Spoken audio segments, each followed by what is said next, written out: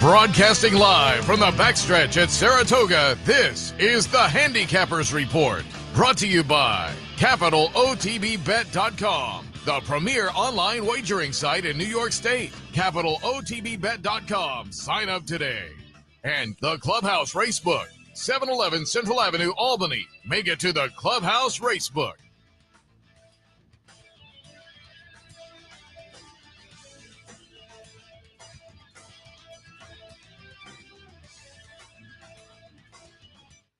Good morning, ladies and gentlemen. Welcome to the Handicappers Report alongside Seth and Merrow. I am Anthony Mormino on the backstretch of Saratoga Race Course, Clare Court. It has rained, and it has ceased raining. And it appears as if we'll have sunny skies as we kick off the final week of 2025. And they will not be coming back for months. So there will not be part 4.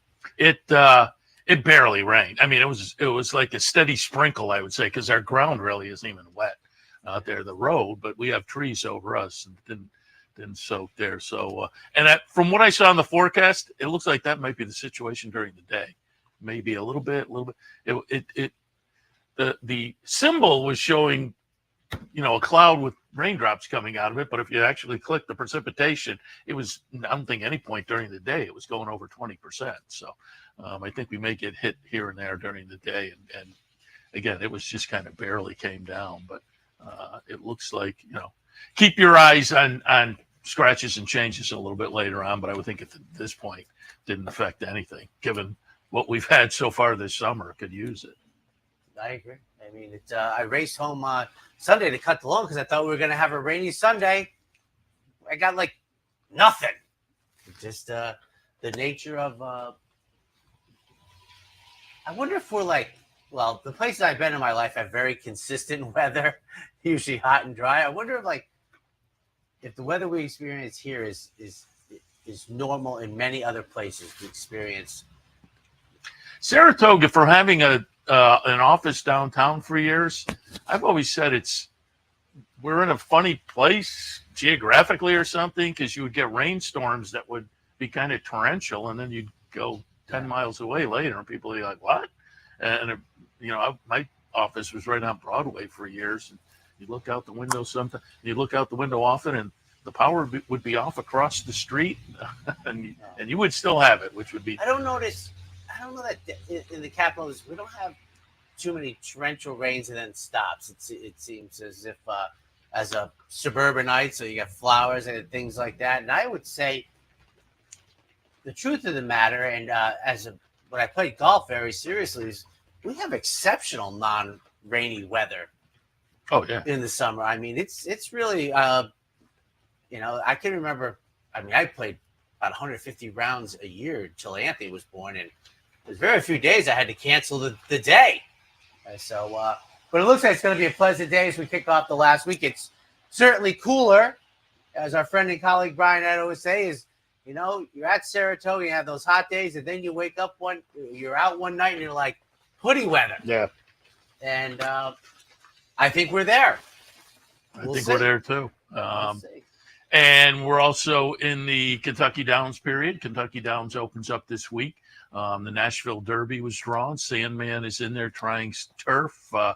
Another set of 3-year-olds going for the 3.5 now million? Is that a Nashville Derby? Are there any hooks to that 3.5, or is it 3.5 straight? That's a good question. I would think there may be some Kentucky bred restriction.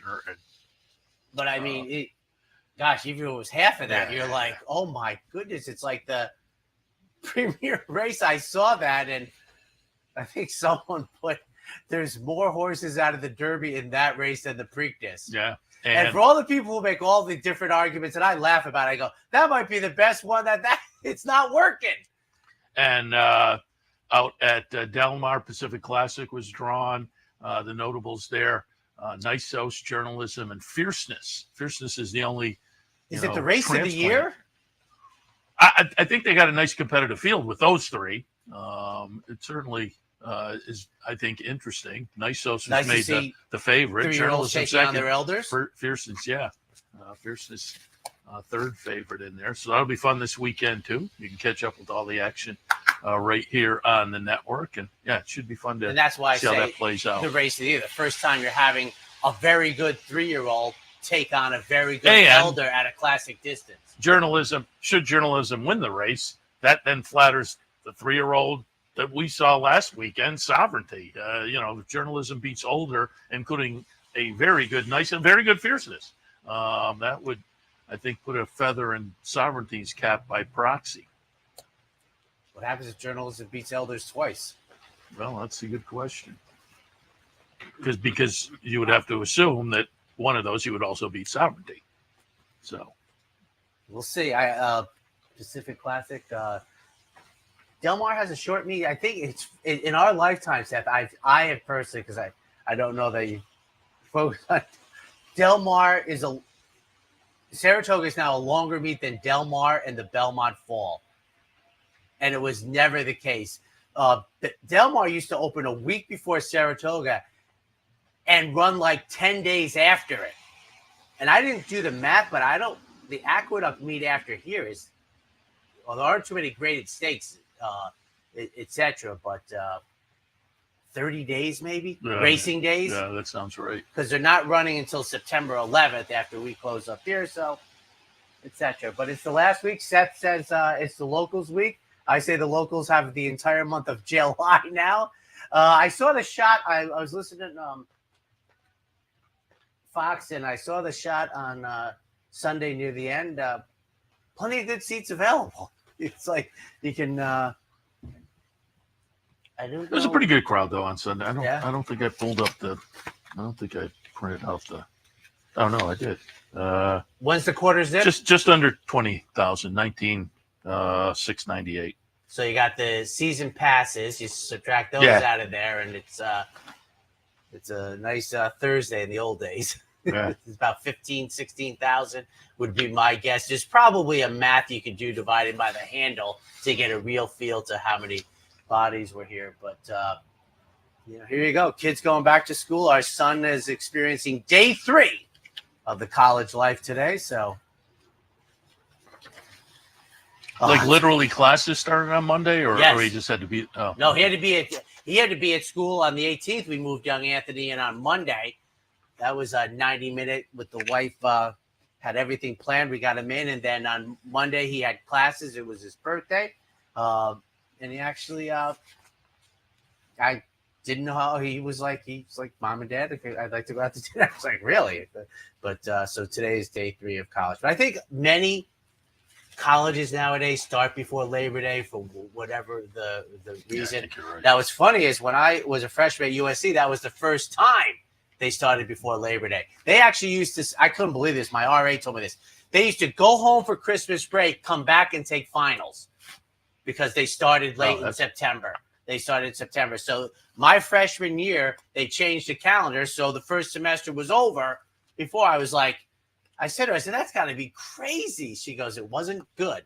She goes, but that was what it was like for 50 years at USC until my freshman year. I don't remember. I spent a couple years at RPI and graduated from Syracuse. I don't remember. We were right around Labor Day, though. I don't remember it was before or after, but it was. I think a lot of them, because I think here they have trouble hanging on to some absolutely. But the kids got to go to college this week. In fact, I've talked to some business people downtown who are saying the same thing. Right. We're hitting kind of the point where our help is heading out, our summer help. At this point, and I bring it up because it was interesting, at the meet here, we're now at 36.6 percentage on favorites. But I bring it up because you follow Craig Milkowski. Did you see what he posted about favorites the first half of the year around the country? No. He had a list of the tracks that, to this point of the year have had the highest favorites. And there was like a handful that were right around 50%. Well, I told you the 1 year I kept the Thistle Down stats.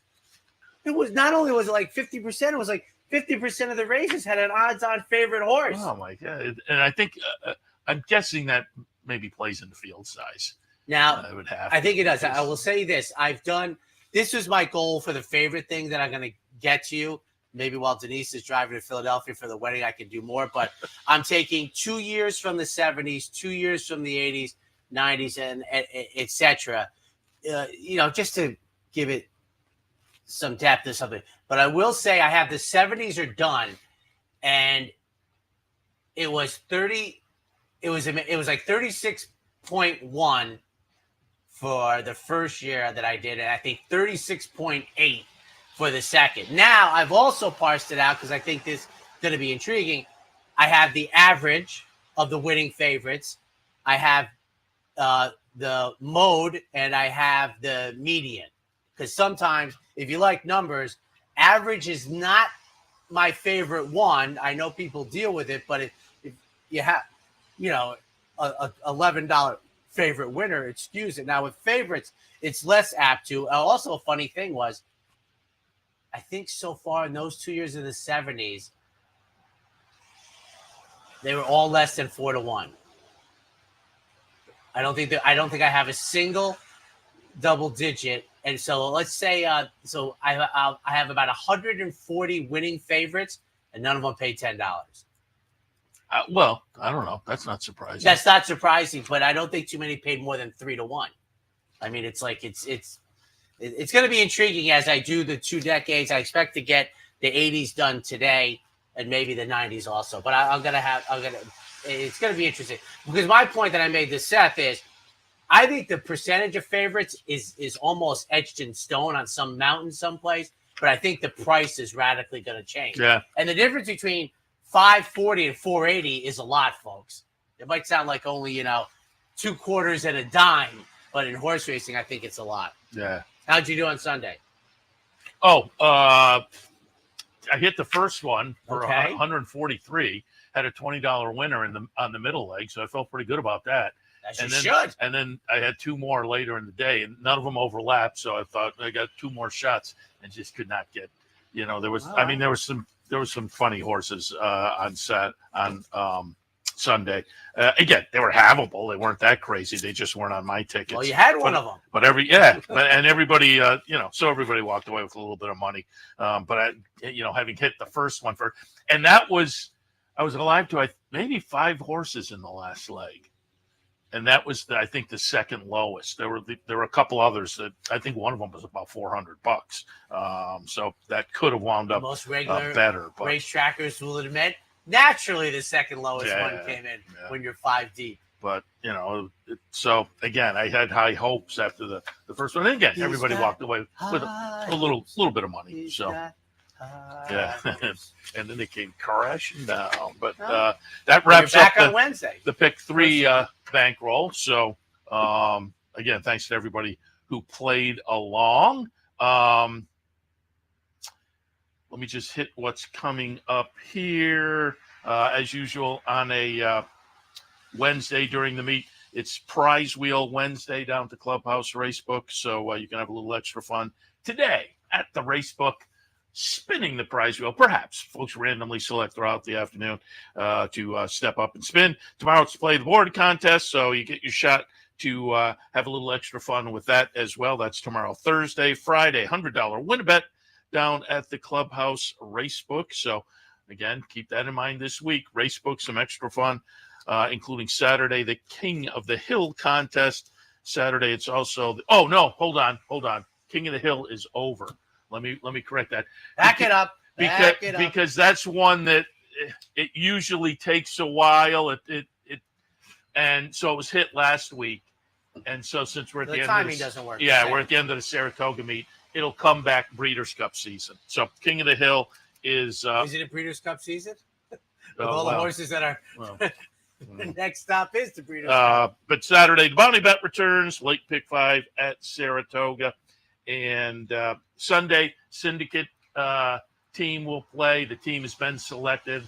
You should have been notified if you made the team. And Sunday, it's also a $100 knockout challenge down at the Clubhouse Racebook. And coming up top of the hour, as usual, a Wednesday visit from our friend Tom Mello. We'll go over some of the action and get some thoughts on maybe some horses to watch. Tom Law from the Saratoga Special will join us.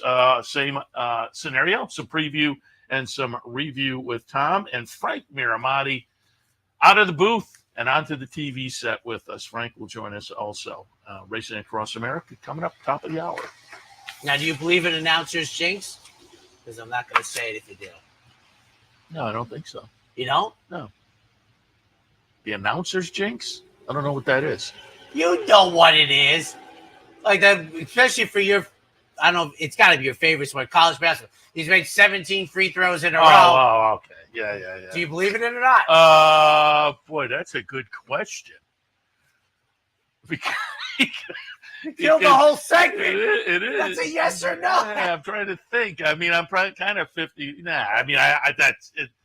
Yes or no? I'm going no. Okay. You're 3 up with 6 to go. You have carried the weight of the corporation. And also, you have been in front like flight line. I also sat down and put together stats for Equidaily because I had just not done it the whole meet and sat down over the last 2 days, and they're off. And maybe legitimately, I think they're off by about 4 wins for me. In the grand, are they right in the competition? That I don't know because I wasn't following that day by day. But too many ties, more ties than losses. There are a lot of ties. So for those who don't know, what Seth has carried the banner for Capital Off Track Betting solo in our annual competition with the Times Union friendly competition. Although we're trying to make it 5 in a row. I don't know if it's 5 in a row. It's at least 3. I think it might be 4. I don't think they've won in a while. Yeah, that sounds right. 4 or 5. Because I think they won before I was ever a part, and we definitely won the 2 years I was a part. So I'm thinking might be 4 or 5. But Seth has had he's up 3. So unless he pulls a 1964 Philadelphia Phillies, he's in good shape. But congratulations, that is a lot of work taken on. Now it's 1 on 2. Yeah. They get every other day, but 6 days this week, like the old days, get off my. I don't even remember when they went to 5 days. That's a good question. Yeah, I don't know. Previous century? Probably. It's been a long time, but it was 6 days for a long time. And I understand we have the slate for the DePaulo play of the day as we commence the final week. There it is. 'Tis in sight. Turf or dirt. Steve, very confident. All right. Race 8, number 4, 'Tis in sight. Oh, that's the PG Johnson. So there you go. That's Steve Bick, who crushed it right away. Probably been on cruise control since then. I don't know for sure, but got off to a dynamic start. You ready for your race? I mean, the first year the Shepherd family can't make it up here, Seth, you should give out the trophy. You should, go down there and. No, I still Seth Merrow, on behalf of the Shepherd family, giving out the trophy. I still think Dave Brennan goes down and gives out the trophy. For the old turf riders. I think so. Does he really? Yeah. Like, oh my! That's hilarious. Yeah. You know what the old joke used to be? Because it used to be the New York turf riders. And let's just say steeplechasing wasn't the turf riders' favorite thing, but the race they named for was the jumpers, and Dave Brennan gives out the thing. How many times do you win it? Like 15, 18, 20? You had to have won at least a dozen times, at least.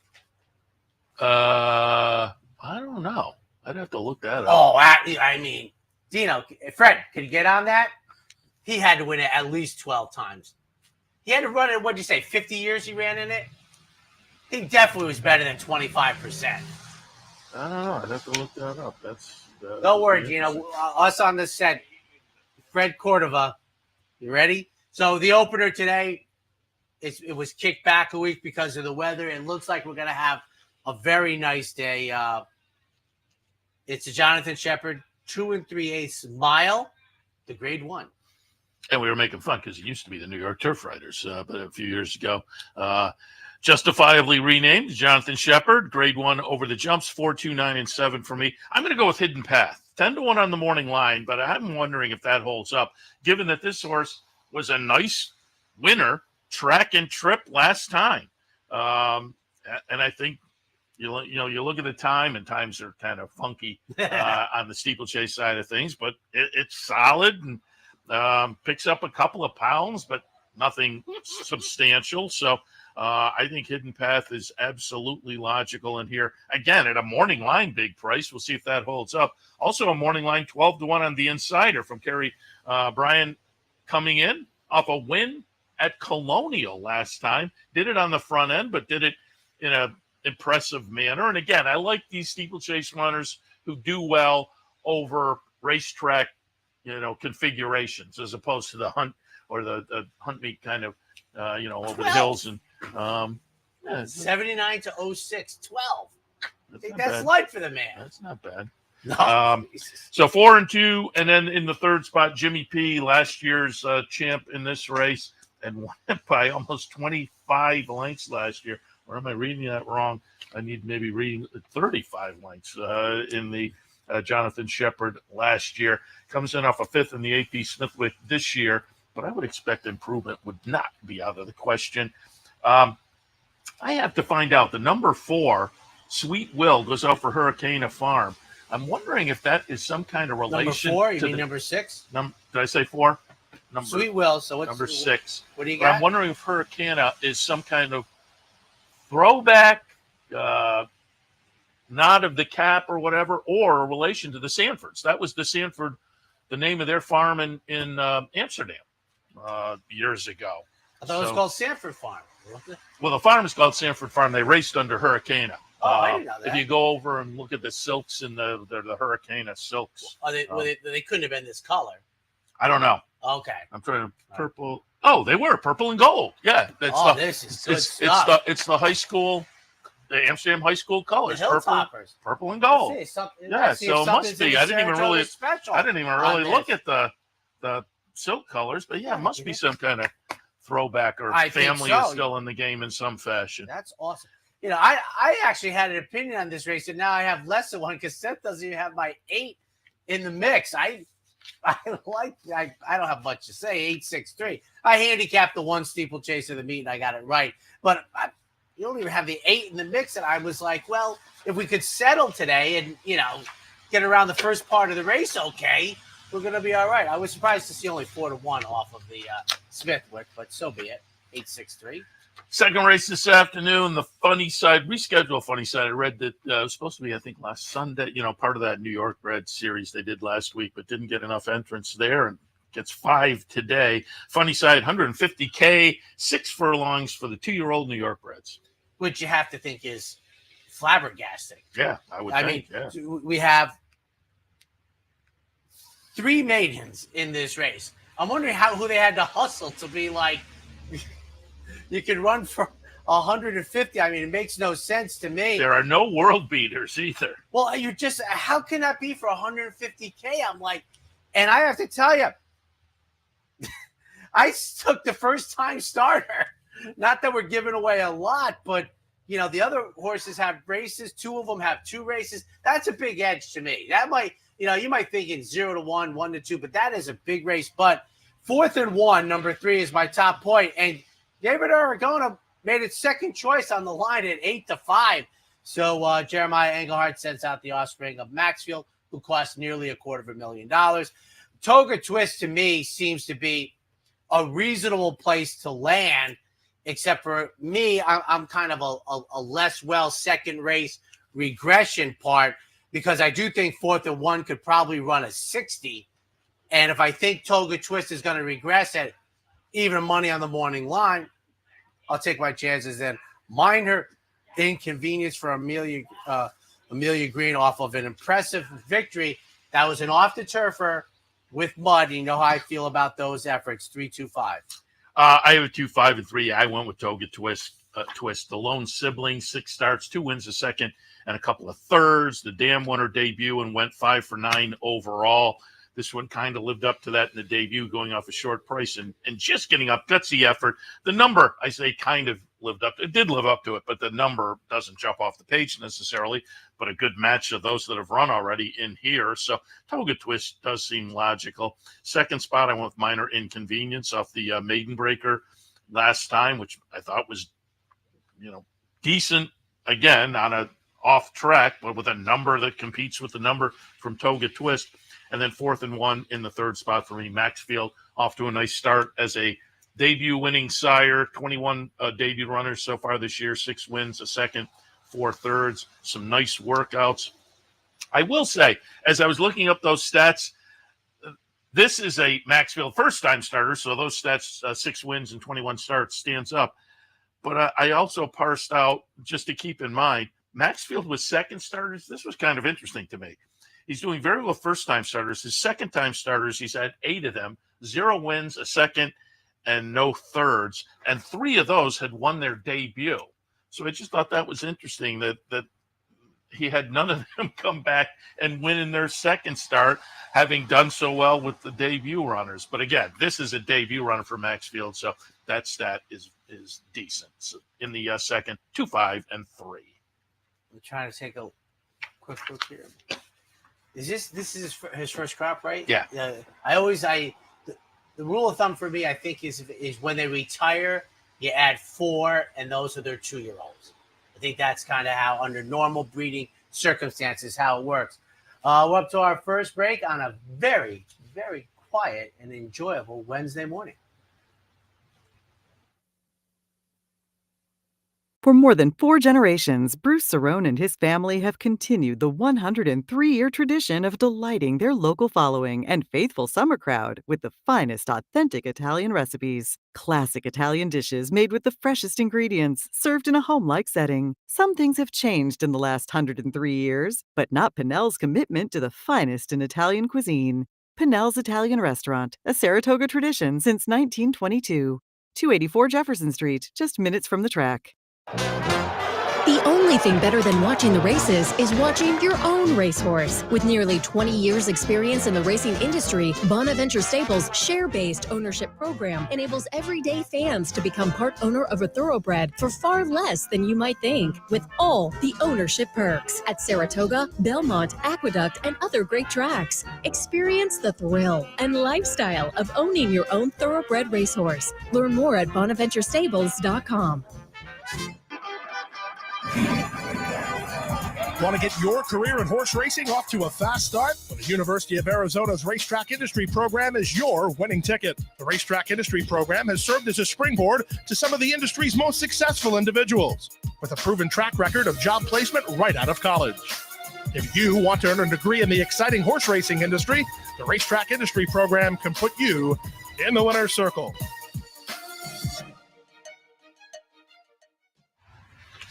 And welcome back, ladies and gentlemen, to Handicappers Report. We have had some rain here this morning, but it looks like it's going to be a very, very nice part 2 to the morning. So please pay attention to the network. Race number 3, State Bred Stashing, 5.5 on the turf. And if things should get moved off, and again, I don't anticipate that, but if things should get moved off, there are dirt picks on the 1 sheet. But on the turf, 5, 3, 4, and 7.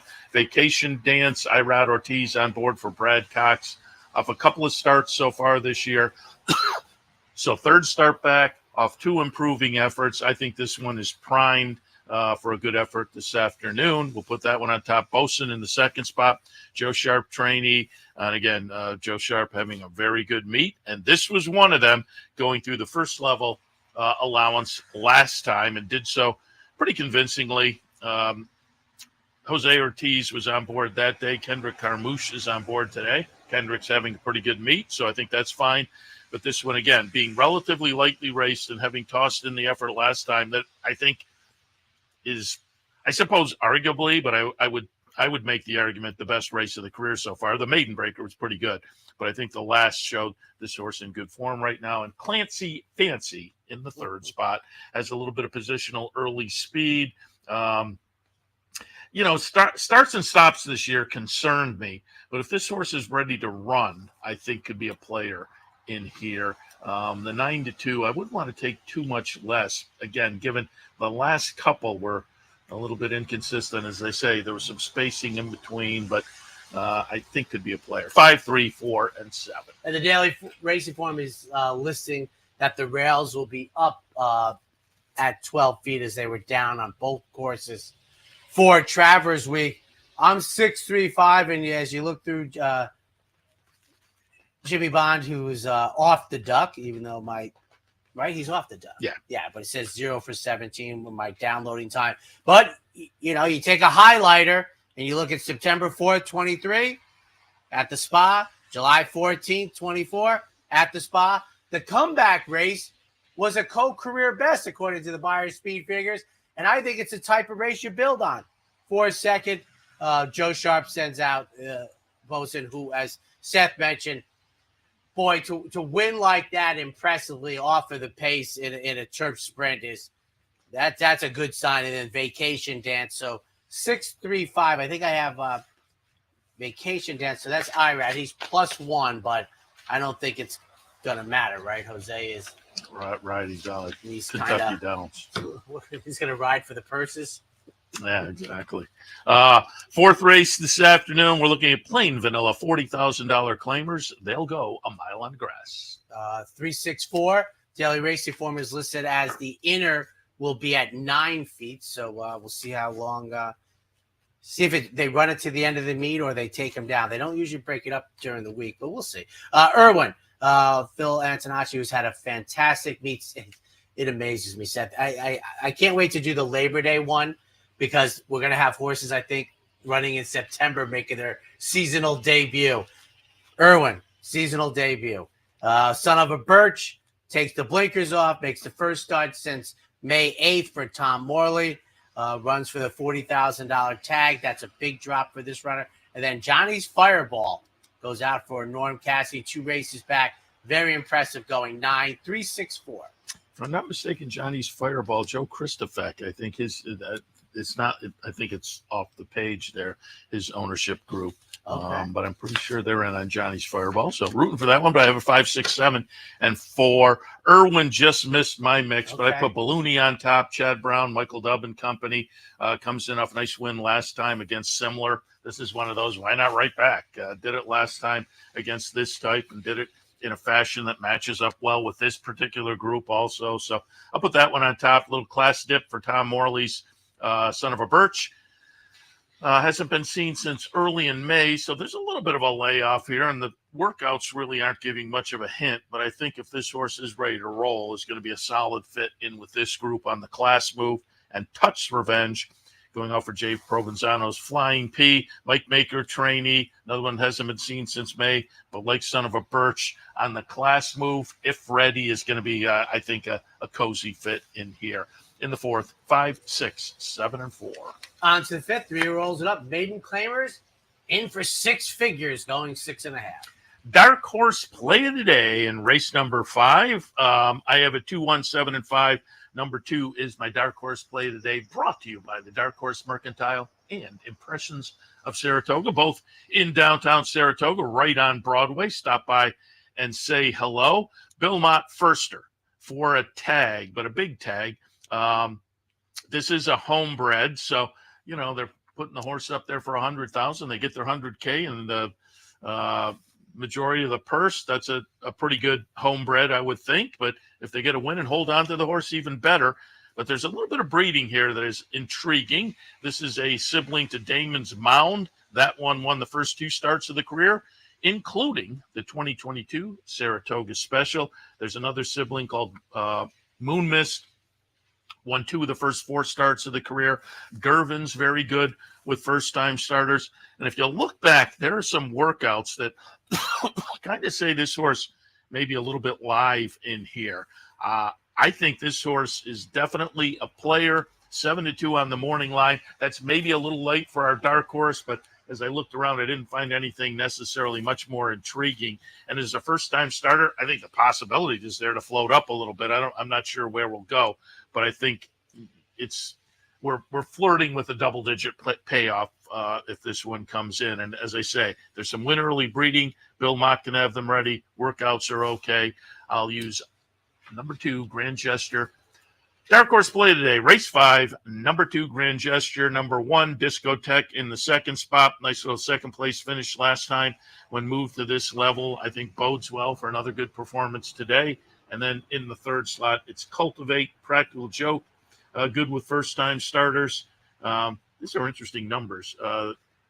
Practical Joke, 66 first-time starters this year, 5 wins, 7 seconds, 16 thirds.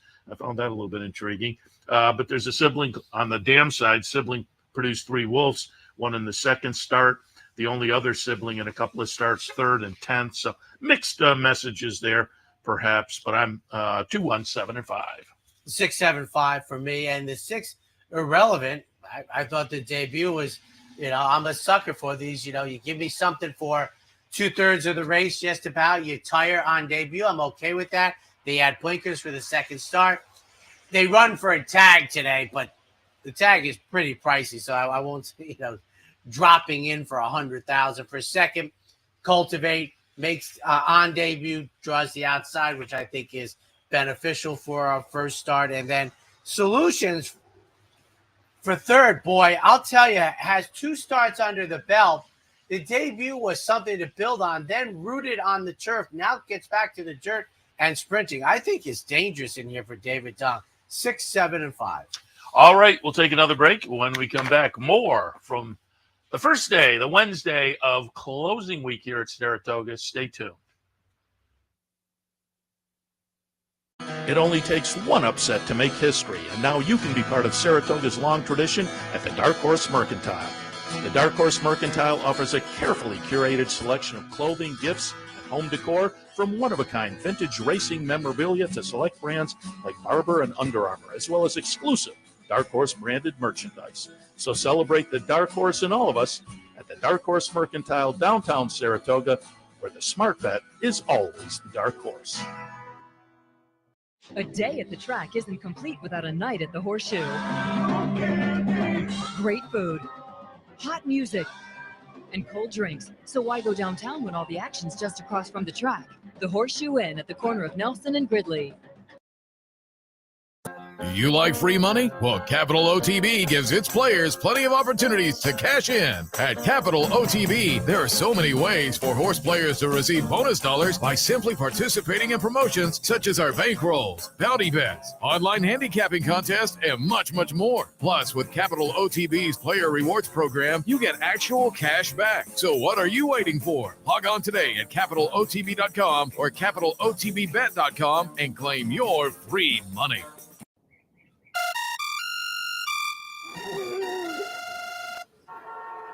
Come on.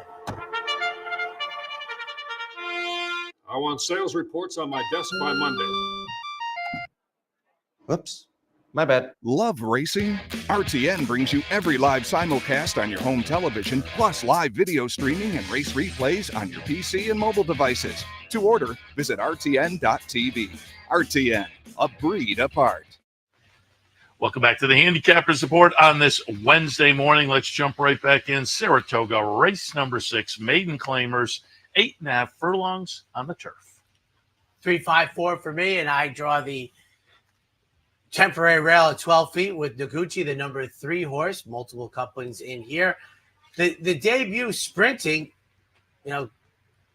something to go forward with. They tried the dirt and dropped into the $100,000 tag.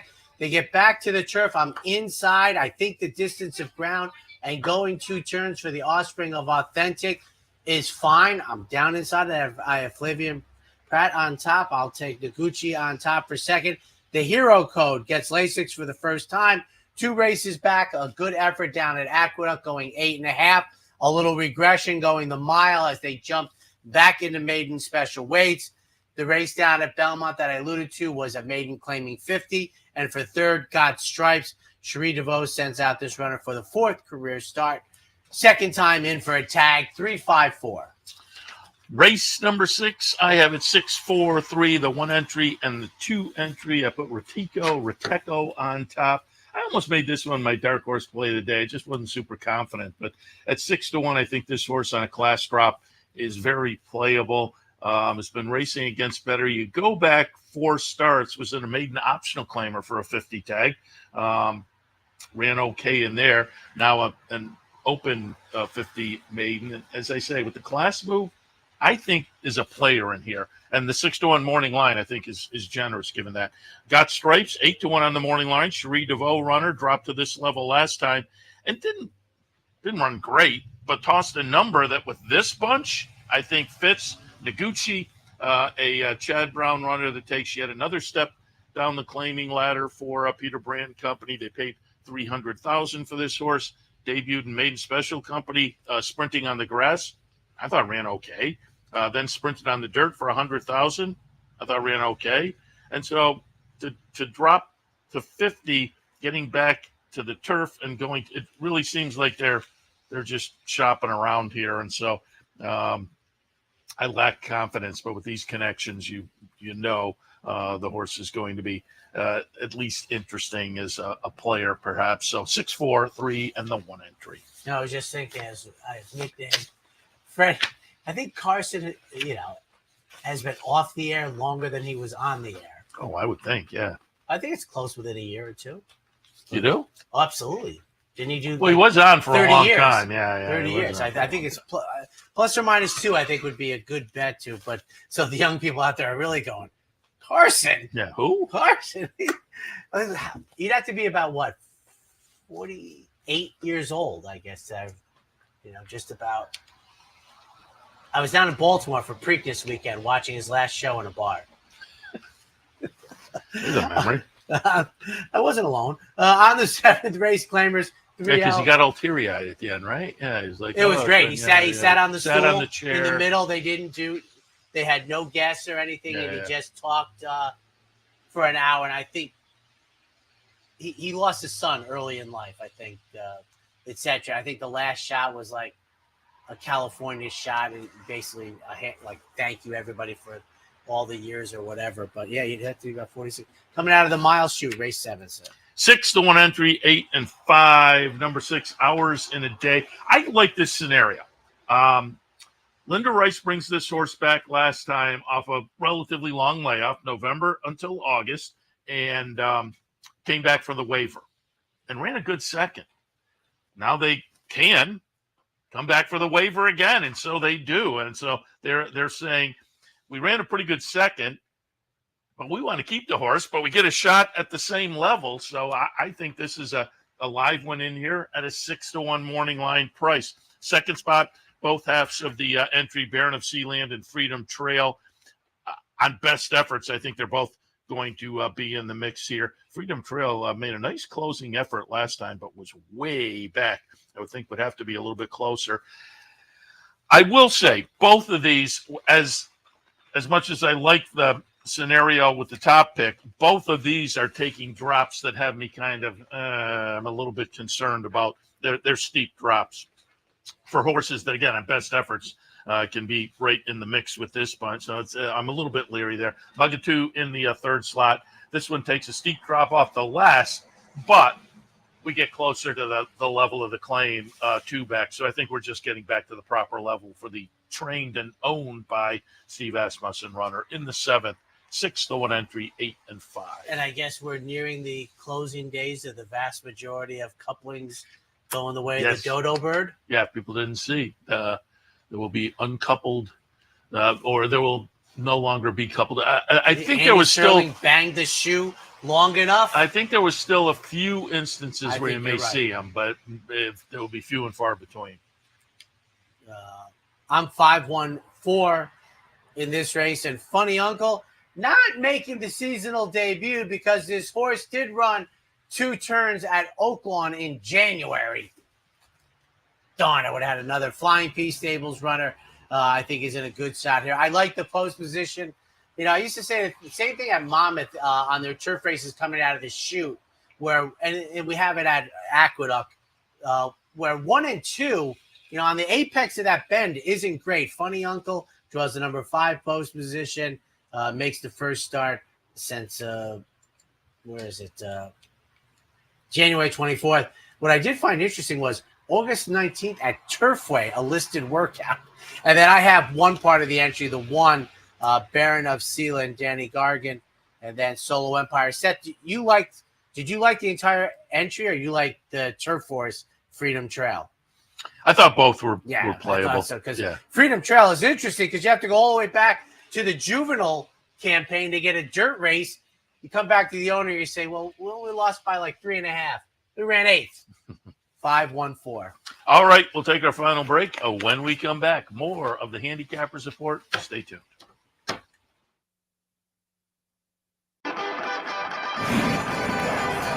Want to get your career in horse racing off to a fast start? Well, the University of Arizona's Racetrack Industry Program is your winning ticket. The Racetrack Industry Program has served as a springboard to some of the industry's most successful individuals, with a proven track record of job placement right out of college. If you want to earn a degree in the exciting horse racing industry, the Racetrack Industry Program can put you in the winner's circle. For more than 4 generations, Bruce Cerrone and his family have continued the 103-year tradition of delighting their local following and faithful summer crowd with the finest authentic Italian recipes. Classic Italian dishes made with the freshest ingredients, served in a home-like setting. Some things have changed in the last 103 years, but not Pinnell's commitment to the finest in Italian cuisine. Pinnell's Italian Restaurant, a Saratoga tradition since 1922. 284 Jefferson Street, just minutes from the track. Sometimes it pays to go with the flow, to check your worries at the door, to reconnect with your crew, to follow the thrills and the flavor, to roll with it and see where it takes you, to enjoy every minute to its fullest, and to dance like there's no tomorrow. You can do that here at Rivers Casino and Resort Schenectady, where the good times flow. Welcome back. Let's jump back in. 8th race today. More stakes action. The PG Johnson. Always kind of a fun race. 2-year-old fillies going 1 mile and a 16th on the grass. How about the years we've commingled the PG Johnson? Yeah. And I think the most recent time we did, I think the filly won. A 2-year-old filly won the commingled PG Johnson in the with anticipation. 6-2-3 for me. Big price here with Devilish Grin. Offered 2 turf sprints as a maiden. Hit the board in both of them. Gets a distance of ground in 2 turns. You have See the Stars on the bottom side. In the old days, this would make a lot of sense that these were 2 prep races. So I'm happy to take double-digit odds on the morning line for a horse who I think might be getting what they more prefer for the first time. For second, number 2, Time to Dream. Mike Rapoli sends out this offspring of Not This Time. This was one of the 2-year-old fillies winning on the turf for Not This Time, makes the second career start. And for third, Bayou Bridget makes the 4th career start, but one going 2 turns on the synthetic at Gulfstream Park. This is a big price. I think that is a huge advantage on a race. And I like to say that, like, in my heart of hearts, I'm thinking a 63 could win this race. Oh, yeah. And you're like, the bar is not that high, so my top pick and my third pick might be bombs, but I'm like, I don't think it's that big of a bar to reach. And if that's the case, maybe they'll all be in it. Well, I want 2 of the longer prices, 6-2-3. 2, 7, 4, and 1. I'm going to be interested to see. I'm 2-1. I'm the morning line favorite, I think. By post time, again, folks like the buyers. I think Scratch It winds. It's a Brad Cox runner with a better buyer, but I just thought, and maybe people will be with me. There was a little bit of a troubled trip for Time to Dream. It's Fletcher and Rapoli off a good-looking debut. The number was a little light, though, but as you say, the rest of the field doesn't have any numbers that are jumping off the page. So I put Time to Dream on top, and I think I might get a little more value than the morning line. It's going to be interesting to see. Scratch It is logical. Again, off a debut. The number was better than the top pick, so this one is dangerous and maybe winds up being the one to beat. And then Tis in Sight is the big play of the day. The Marquesi runner tries the turf and stretches out. But I kind of like that they won the career debut down at Churchill and then were ambitious enough to try the Adirondack last time. Ran okay. It's an okay 4th. But that they go to the turf and stretch out, I thought was intriguing for the Marquesi runner. Mark having a really good meet. 2, 7, 4, and 1. And as near the 50-minute mark of this show, this might be the seasonal low for the James Bond spotting. When you said earlier it was quiet this morning, I hadn't really thought about it, but it is very quiet this morning. Here, you asked me during the commercial break. I got stuck back there by 20 horses walking across. I think they were all maybe headed to. Well, they may have been going to the front side. But the Bond contingent hasn't really shown up this morning. The flotilla, the armada, but it's the nature of the cyclone. It's always been that way. We go into the next stop on the trail, and with so much for almost all level horses, the time between races, it's like just go. You're not coming. if you don't have horses in for this weekend, you're not probably running. It's just, but it is.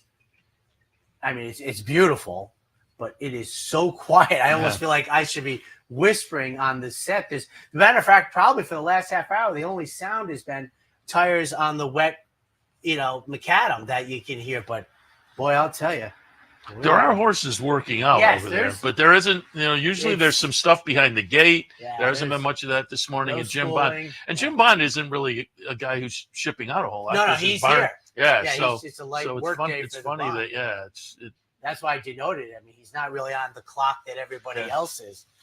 Speaking of the clock, the 9th race, 2-year-old fillies dashing 5.5 on the turf. 269 to 3 for me. I'll put Bella Nose on top. Cantheros is there you go. Cantheros is one I'd like as a win early sire this year. 25 first-time starters, 3 wins, 3 seconds, 3 thirds. That workout on August 5th. Says this one could be primed to run well. So I'll put that one on top, tepidly in here. Revel Toast in the second spot, the Tommy Amos runner, probably the one to beat. 7-2 on the morning line. I just think indicates there's not a lot here to hang your hat on and really get into, but off a near miss last time, and Tommy Amos having a very good meet as well. So I think this one, as I say, might be the one to beat. Scorch in the third spot, 3-1 on the morning line, so a half a tick lower actually than Revel Toast. The lone sibling to race, however, took 10 starts to win, but that's on the bottom side. From the dam, the sibling was produced. On the top side, you have Yalpan, 34 first-time starters this year, 8 wins, 7 seconds, 3 thirds.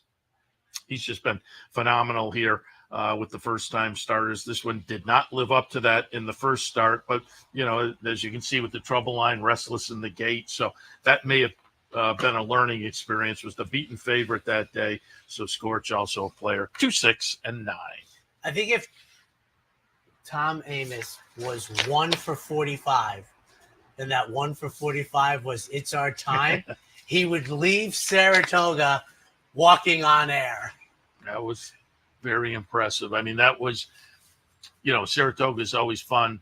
Stakes races, and last weekend we saw some great performances, but there's always 1 or 2 2-year-olds that leave you talking as well. And this year, that was one of them, no question. But his performance was like the one of that clears the calendar for a decade. Uncle Mo was the previous decade where they're just, I'll put it to you this way, and I don't believe in the announcers, I've seen so many. We had a year up here about 6 years ago. There was like 5 of them. They all not too good. But it's hard to imagine with good health that this guy doesn't, go on to do stuff. He's not going to be, the filly that really wasn't good the other day. Senza Parole. That was, I didn't see the buyer speed figure for that race, but there was a race for claimers, I think a couple of races later, that went almost the same time. I won the battle and lost the war because I liked Rhetorical as a short price. Yes. I went against Senza Parole, however it's pronounced. And so I won the battle, but lost the war because the horse I had beating her. I mean, it's hard for you to imagine that race comes back in 84. I'm sure it's out already. I just don't know it. But Seth and I are in complete agreement here in the trifecta. And I with Bella Nose, for me, I go back to the June 14th, which is the 9th workout listed back, where on the training track at Belmont, showed a little giddy up. And then since then, marked forward. As Seth said, Cantheros as a, siring a sprinter is good. You're hoping down inside Manny Franco, you get a little position and you hope for the best, but I'm with you. Revel Toast, to me, a 68 on debut is the kind, 72 might be the perfect number on debut for me. Something to, move forward with. And then Scorch on the outside. I'll be interested because, Yalpan has, lived up to probably the press clippings that you might have thought. I'm taking the off the turf in the mud, even though we ran third as the being favorite. I'm going to set that aside and to see if we could move forward. be interested to see, he is the morning line favorite after getting beat. So 269 in the finale with plenty of also eligibles to fill the void to get a full field here. Mentioned it earlier, coming up on the weekend, the Nashville Derby Invitational, 3.5 million, field of 12 with 2 also eligibles. And we kind of talked about, some notable 3-year-olds. Hill Road Test Score. Burnham Square is entered. Tistastic. Sandman, going to be interesting to see what that one does. Moving over to the turf. Final Gambit, intriguing as well. That comes up Saturday. I think it's going to be on NBC. I'm reasonably sure. And also, if you go to Equibase, it's the way it was worded. It seems like the whole meet, but they're offering free pass performances for Kentucky Downs over on the Equibase website. So if you're interested, you can pull those up. And what I've said, one of the segments, parts of Kentucky Downs that I like is when you watch the racing tomorrow, the temporary rails are set up and they just take them down and you move in, etc. I mean, it just goes to show you what money can do. I mean, it's just become a major placeholder. And somebody on Twitter was kind of saying, well, like New York has to figure out how to make their purses that. And I don't think they get it. They have a casino down there and they just rake in the money and put it on 7 days. Nobody else is going to do that. We're not Royal Ascot over here. This is similar to that, perhaps. They have 7 days and they pile all that money in. Other places can't, replicate that kind of a situation where they. Maybe Prairie Meadows can, and have a dirt one. With the 7 day, but that's the situation. They just pile the money in all year long and then pump it What's into those funny 7 is days. you can almost think like there's a window like 7 weeks out to just prep all the Breeders' Cup races because find a place. Because I expect Sovereignty to run huge. I think this layoff is going to be great for him, actually, but he's kind of an anomaly that he's run regularly, and you can see him improving, and maybe here's a gap. But and I think these horses, I think every single major player in the Pacific Classic is done until the Breeders' Cup. Oh, I would say so. So that they fall into the trap of Saratoga to the Breeders' Cup. Yeah. Even though it's Pacific Classic. All right. He stays, I go. It's looking like it's turning out to be a fantastic kickoff to closing week. The temperature is supposed to be, in the 70s, Freddie? Okay. So you got to get over this. But it's supposed to be in the 70s. Oh, it's raining again. Is it raining? That's the trees? Okay. The trees are dropping the water that they were holding onto the set. Oh, okay. Yeah, go. I let Freddie talk me off of that. I was thinking it was raining. He stays, I go. Welcome to the final week of 2025. This has been the Handicappers Report, brought to you by CapitalOTBBet.com, the premier online wagering site in New York State. CapitalOTBBet.com. Sign up today. And the Clubhouse Racebook, 711 Central Avenue, Albany. Make it to the Clubhouse Racebook. And they're off. Chevrolet, Mazda, and Ford. Right